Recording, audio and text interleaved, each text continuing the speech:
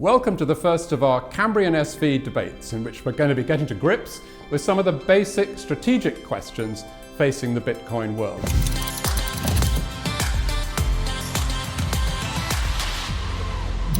We're starting today with a very basic question. Is a Bitcoin business the same as any other business, or does the technology mean that different rules and different incentives apply? To discuss this, I'm joined by Ryan X. Charles, the founder of MoneyButton, and Jimmy Odom, the founder of Bitboard. Will you please welcome them to the debate?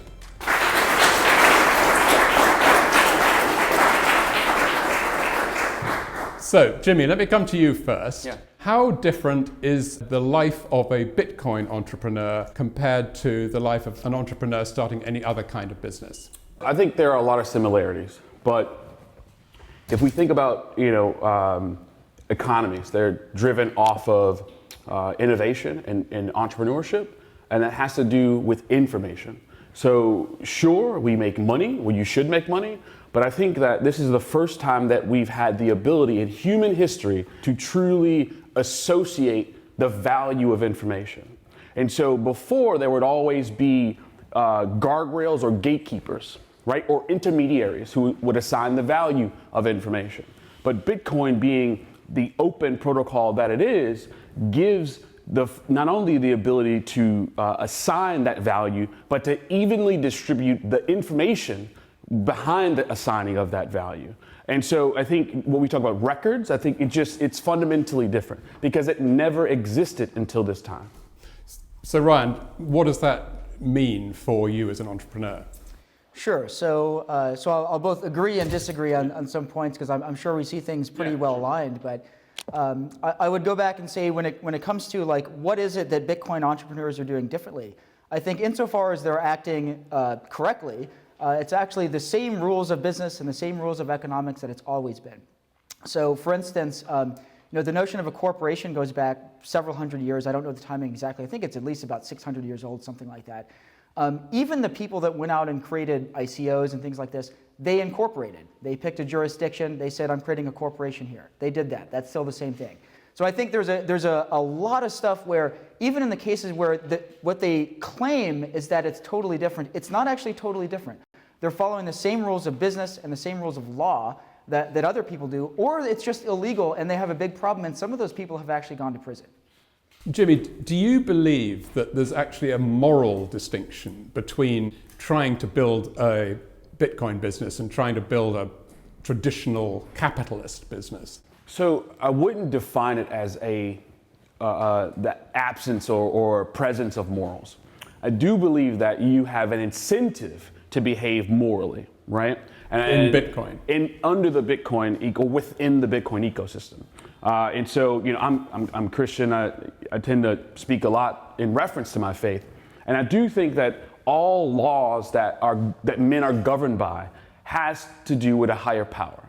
And so, the further you get away from the higher power and those rule sets, those primitives that are given to each one of us, the more turbulent mankind becomes. And so, I think that Bitcoin is this really fascinating discovery, because I don't think it was invented, I think we discovered it. And so I think that due to this discovery, what we find is that its fundamental primitives seem to correlate really fascinating to those same behaviors and primitives that are from or assigned from the higher power. And so, again, I don't think morality is the way I define it, but I do think it in terms of these base level truths. And Bitcoin provides really fascinating visibility into the behavior and habits of those same participants.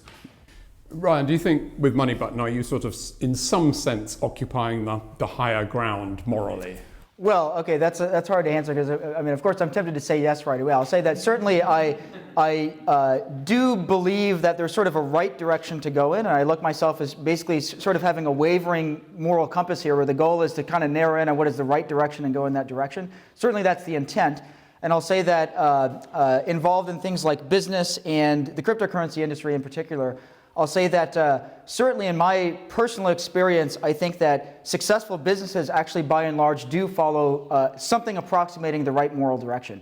When people don't do that, they create problems for themselves and for others. I think it's like a If they don't immediately see the problems by not acting morally, you see that happen eventually. I think it's just a matter of time. But when you look at the tech giants like Facebook or Google, they start with these principles of sharing things in the world and providing access to information, but that somehow or other it seems to have sort of slightly gone off the rails, which is perhaps built into the whole system that they're working on. Now, is it possible that Bitcoin businesses will avoid those kind of dilemmas when they grow big? So I'd argue that neither Google nor Facebook were ever propositioning themselves as moral standard bearers, right? Well, don't be evil. Okay, so you could say that, but you can look at their behavior and habits, right? So on one side, we're going to give you quote unquote free email, right? But on the other side, I'm going to mine your data and do so in a way that you are not immediately aware of its ramifications and repercussions, right? And so you'd argue, like, is that moral? Like, probably not, right? It's better to have an informed individual to make, that sovereign decision.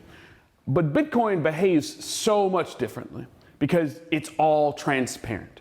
We are able to immediately see, does your action mirror your behavior? And I think that's really, or do your words mirror your behavior? I think that's the way I'd phrase that. And I don't think that's ever been possible.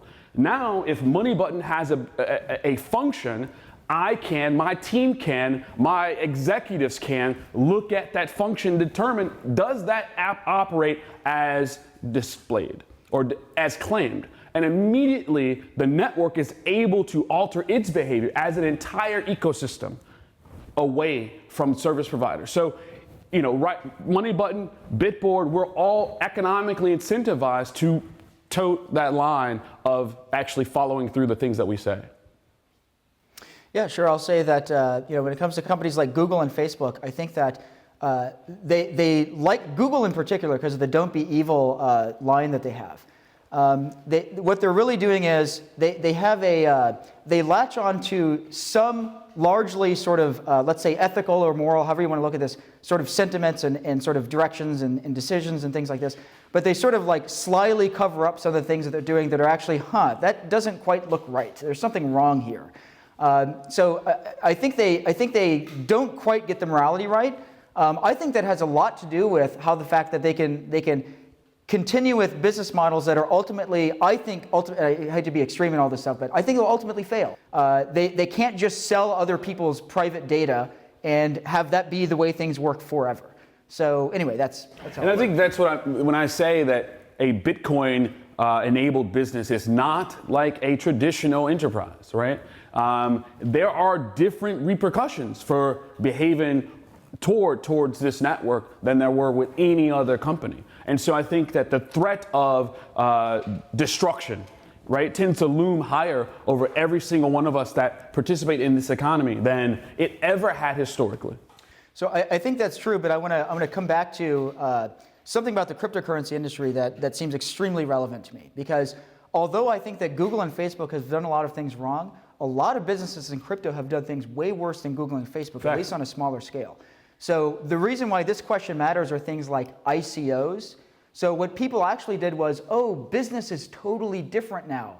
We can just make a new coin that's based on the protocol and people will buy the coin for the protocol. So what they really did was extremely disingenuous in the cryptocurrency, not everyone obviously, but some of these players in the cryptocurrency industry. It actually was business as usual. They were actually doing things that were immoral and illegal. They weren't changing the laws of business. They were just wrong. So that's what's not changed, right? So the proper path forward is create a real business. Did you go along with that?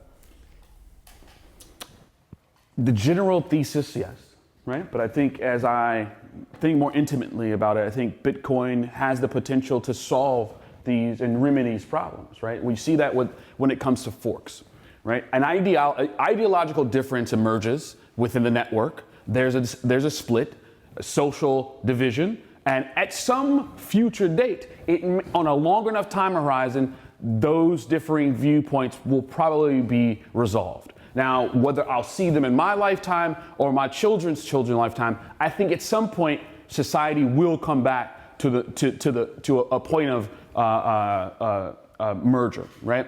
And I think that each time it's in the protocol to facilitate the division within the human being, right? That's not the case with Facebook. That's not the case with Google. Each one of those corporations cannot survive a fork, right? If Sergey and Larry at the 7th year fractured, Google would not be what we experience today. But Bitcoin is the same today as it was pre-fork. Now, what we're finding is that the ability to survive and sustain itself, right, is being tested. That's all the benefit of strengthening the network. These are essentially white blood cells, right? When you get sick, you heal yourself, you're stronger at the virus that's taking place, right? And I think that that's what it's built into the fundamental nature that is Bitcoin. This discovery, again, has never existed. We couldn't, whether it be a country, whether it be an ideology, those fractures probably have the potential to never. I want to both agree and disagree again. I'll say that the part that I agree about is I think Bitcoin does actually encourage something good. So I think it actually does encourage a better morality, because companies basically have to be more transparent and accountable than they used to be. So it encourages the right thing. And in doing that, again, if the law of a particular country is like well aligned with morality, then that means it's also legal too. In peer-to-peer transactions, there's always the you have to trust each other well enough to actually make that transaction happen. I think we better call a halt to it there, but thank you both very much. Would you please thank Jimmy and Brian? And thank you very much for watching this first edition of Cambrian SV Debates.